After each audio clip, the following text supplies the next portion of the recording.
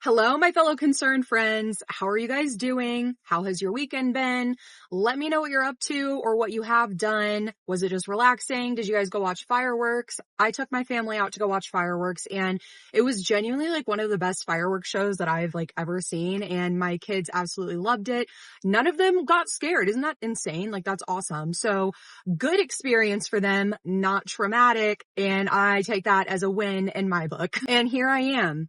I am finally making the oh so coveted Sabrina Carpenter video. And if you like my videos, if you like this kind of content, please don't forget to subscribe down below and like this video. And of course, please share your thoughts in the comments. I don't know why I've been putting this off. I guess because I don't really listen to her music. I don't really listen to music a lot in general. It's just not really my thing. And then every single time I find a song or an artist that I like, they end up having allegations against them. So in my world, I just feel safer just not listening to anything. But here we are.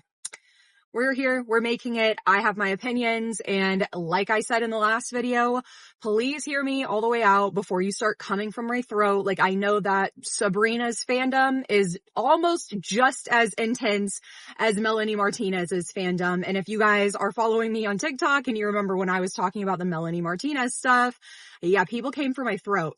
And to this day, they are literally still making edits of me. It's kind of funny. I've never really seen myself in an edit before. So even though they're making fun of me, you still made an edit of me. Thanks. But before we continue, can we please have an honest conversation, me and you, please? I was getting a lot of not very nice comments on my last video. And I just want to bring up the fact that when we are talking about things like this, things like critiquing artwork or artists in general, these conversations are extremely nuanced.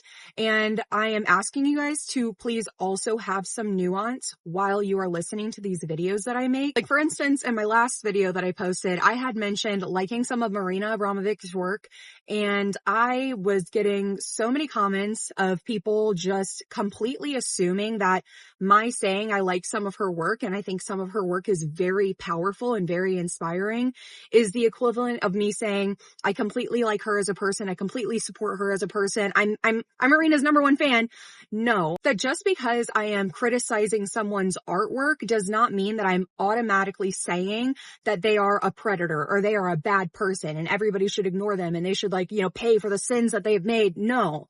Just like if I say, yeah, I like some of this person's artwork does not mean that I'm sucking on their toes or at least wishing to.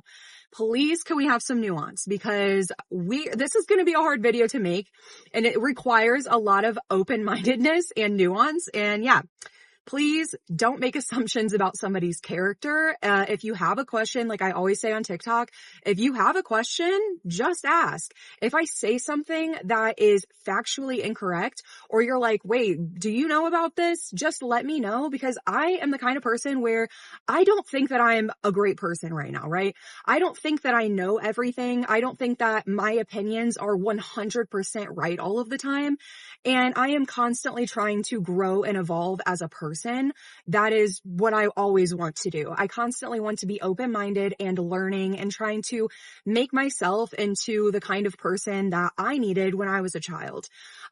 So please understand that about me. And please don't go attacking my character because I'm just simply trying. It sometimes feels like I can't win. A little grace and a little nuance goes a long way in having these discussions. All right, now that we got that out of the way, let's start talking about Sabrina. The W magazine photo shoot is kind of, in my opinion, from what I've seen on my For You page, kind of what set everybody off on being upset with Sabrina, right?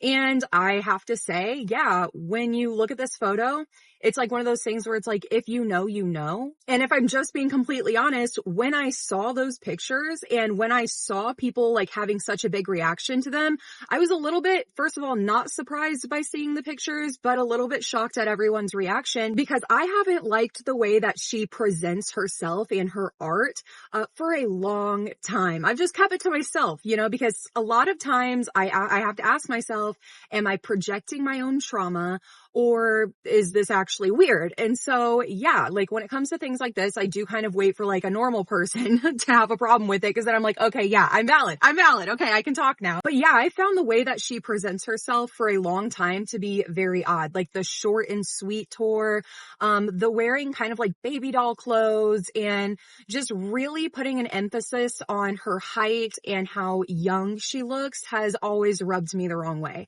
So when I saw these photos, I was not surprised at all. Was I very disappointed? Yes. Was I like grossed out?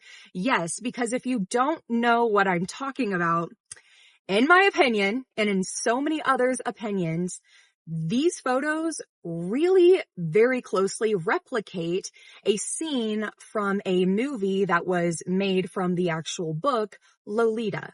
And if you don't know anything about Lolita, I will tell you. And just a disclaimer, I have to tell you, I have not read the book yet because just knowing what I know about it and having seen the movie, I feel like it might be a little bit too close to home to like read a book like that because as we know, like books are a lot more immersive, if you will, due to my own trauma, because the story of Lolita feels so strikingly similar to mine, not the exact same, but what happens between Humbert and Dolores, or as he calls her, Lolita, it feels very similar to the relationship that I had with my stepdad, because when you're looking at it, Dolores is doing throughout the movie, throughout the book, I assume, normal child things, right? So like the scene that is being referenced loosely, in my opinion, of Sabrina Carpenter's photo shoot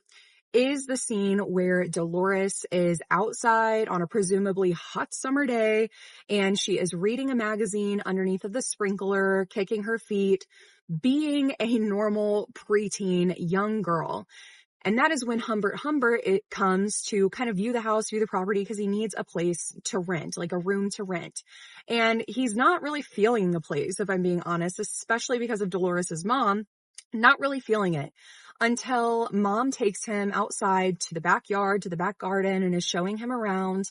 And that's when he sees Dolores laying underneath of the sprinkler. And we get this and I can only imagine that the book portrays this 100 times better, but we get this very eerie insight to how Humbert is interpreting what she's doing. Through his view, in his mind, she's trying to be seductive. She's kind of flirting with him. And that's when he decides, yes, this is the room that I want. This is the place that I want to stay. Not for good reasons, obviously. And as this book and film progresses, the relationship between Dolores and Humbert grows and they become almost like best friends, if you will.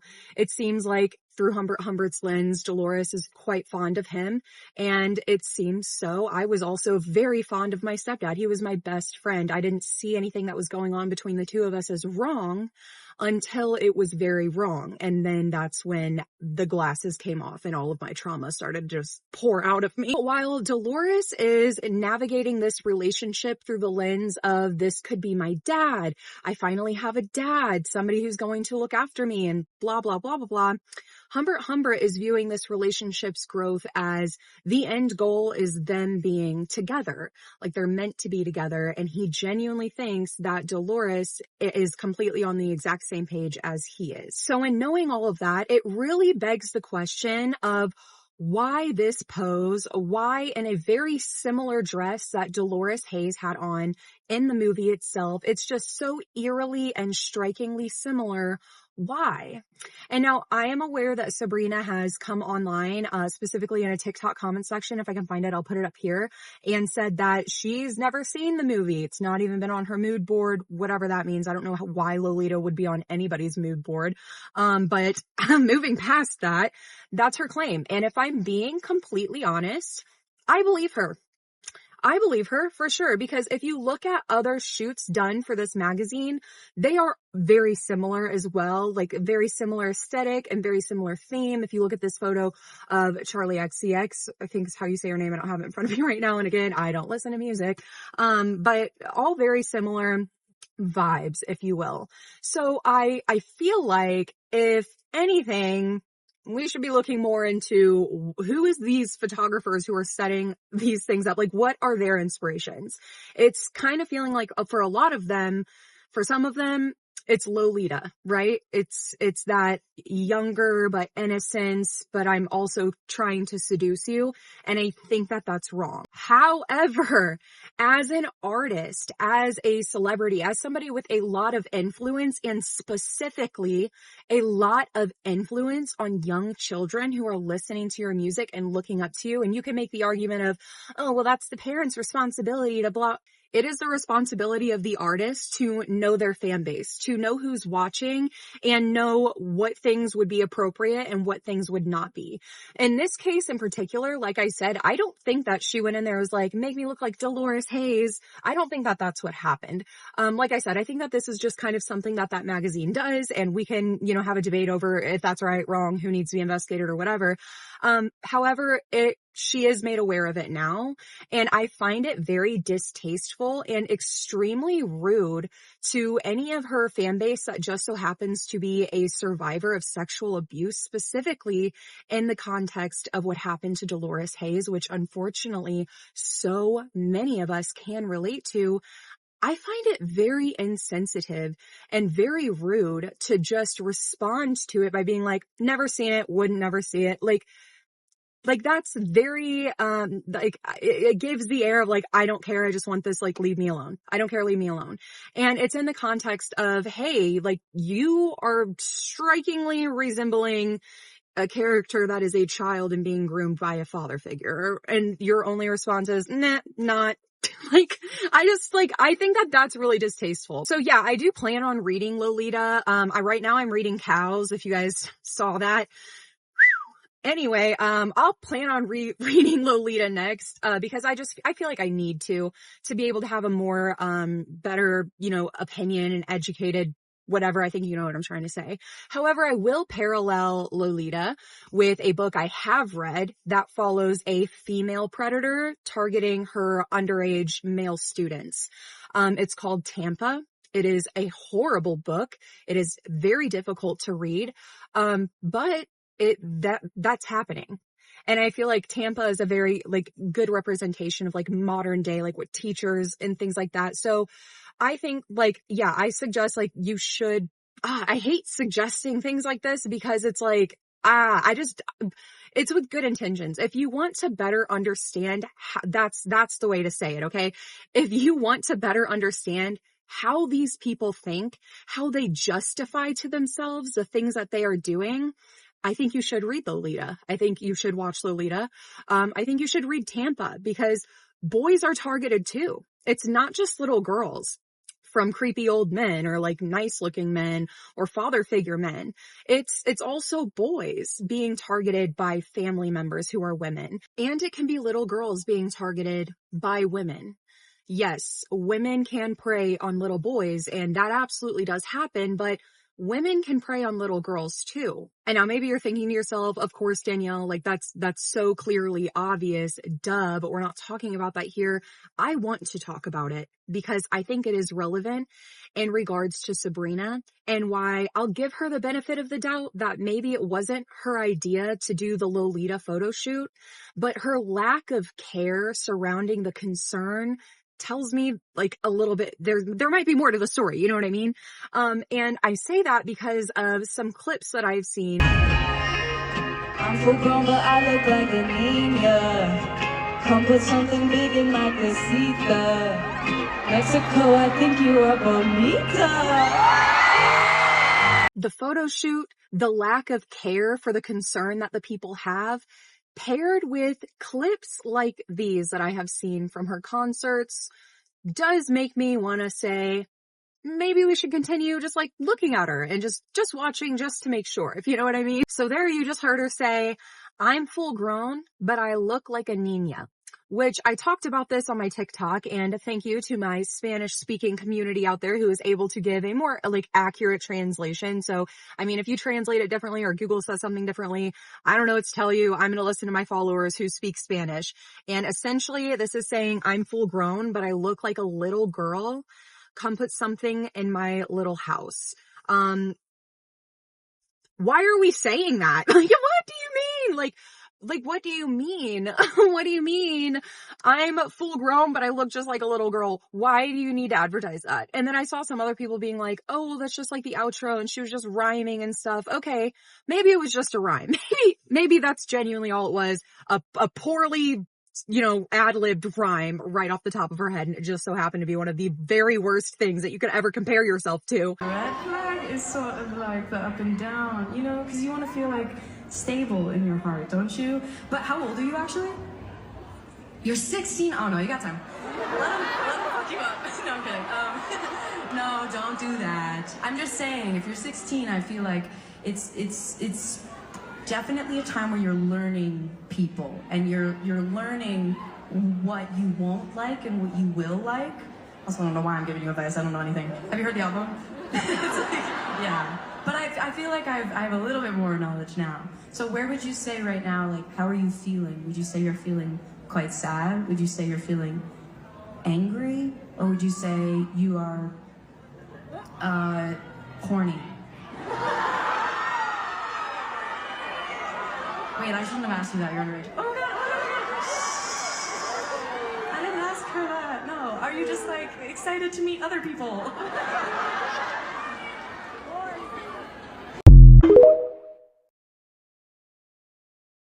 Oh, so now it's okay for women to ask their minor audience if they're horny and then brush it off as, oh, I didn't mean to. Oops. No, you absolutely meant to. You absolutely meant to. And that was just like your save face card of like, oh, it was a mistake. Tee hee hee. Look at me. I'm so cute and dainty and just airheaded and we do not know. I literally would go to jail. I would go to jail if a random stranger, I don't care if they're a celebrity or not, decided to ask my child. And by the way, 16 is still a child. 16 is still a child. I understand that teenagers start to become interested and blah, blah. I was a teenager once. Okay, I get it. But it is not appropriate for you as a full-grown adult, especially an adult who is not the child's parent or counselor or anything like that, to discuss sex with a minor. To encourage and give advice to a minor on exploration and figuring out what you do or don't like. Guess what? I'm 25 and I'm still figuring out what I do and don't like because I have my whole life ahead of me to explore anything that I want to. You don't have to start at 16. You literally don't have to have sexual relations as a child to have better sex as an adult. That is one of the most ridiculous things that I have ever heard. And I'm sorry to pull this card, but I'm going to. If that had been a male asking a 16-year-old girl if she was horny and giving sex advice, it would be a completely different reaction from the crowd. And instead, we heard the crowd cheering on to say horny for a 16-year-old. And I guarantee you that wasn't a bunch of other 16-year-olds cheering that on.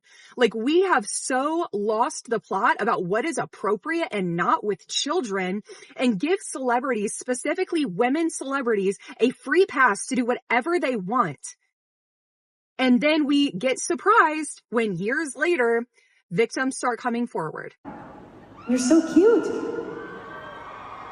And like, I don't know what's happening to me right now because both of you, this feels so weird. It's like double trouble, and now my clothes are falling off because I'm really overwhelmed by my feelings for both of you. Do you mind if you guys can handcuff yourselves together? That was a 12-year-old. That was a 12-year-old who she was saying is so cute and she's having all these feelings inside and now her clothes are falling off, and then gives her the, notorious fuzzy pink handcuffs. That's cool. I think that a lot of her performances are really cool. It's the way she's interacting with minors. You have a whole sea full of adults. That kid didn't even look 12.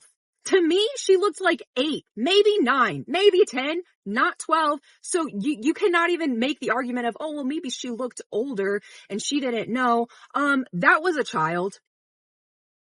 And that kid looked like a child.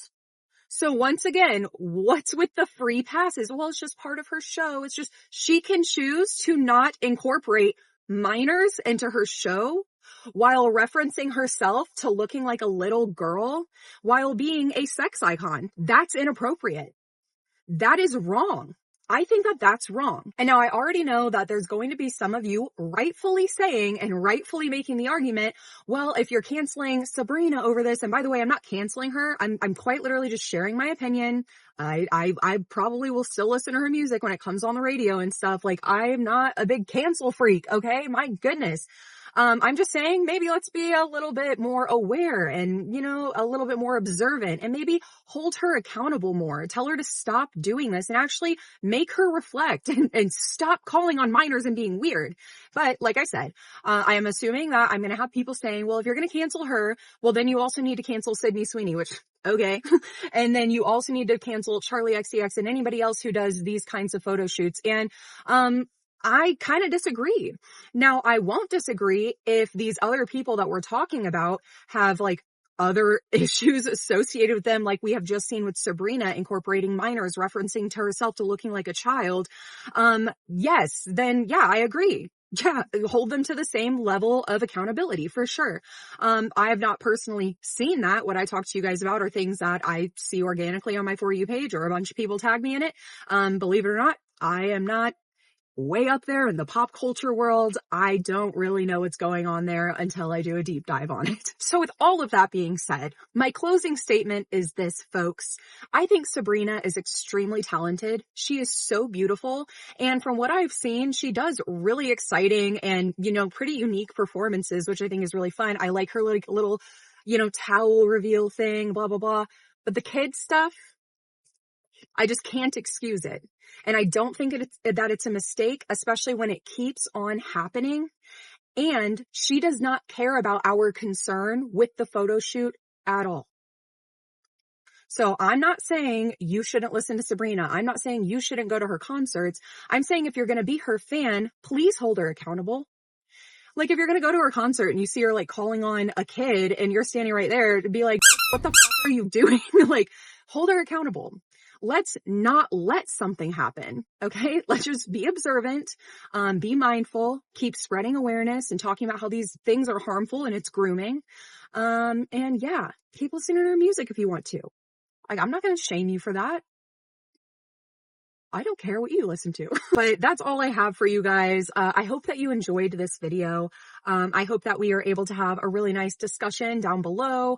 And yeah, I will see you guys on the next one. I don't know what my next one is going to be though. I do know when it's going to be this week, in the middle of the week at some point, but any video suggestions, let me know. I know I said in my last, like in the comment section of my last video that I would do like a deep dive on Marina Abramovic, but guys, all this research is really taking it out of me. It really is. So I think I kind of want to take a break from like the super serious deep dive. Let's like look in between the lines and then in between the in-betweens and, because it's a lot. It's a lot. Okay. It makes my brain work too hard. I do not think my brain was meant to work that hard. But yeah, any video suggestions, something that you want me to talk about, let me know down below and I will see you guys on the next one.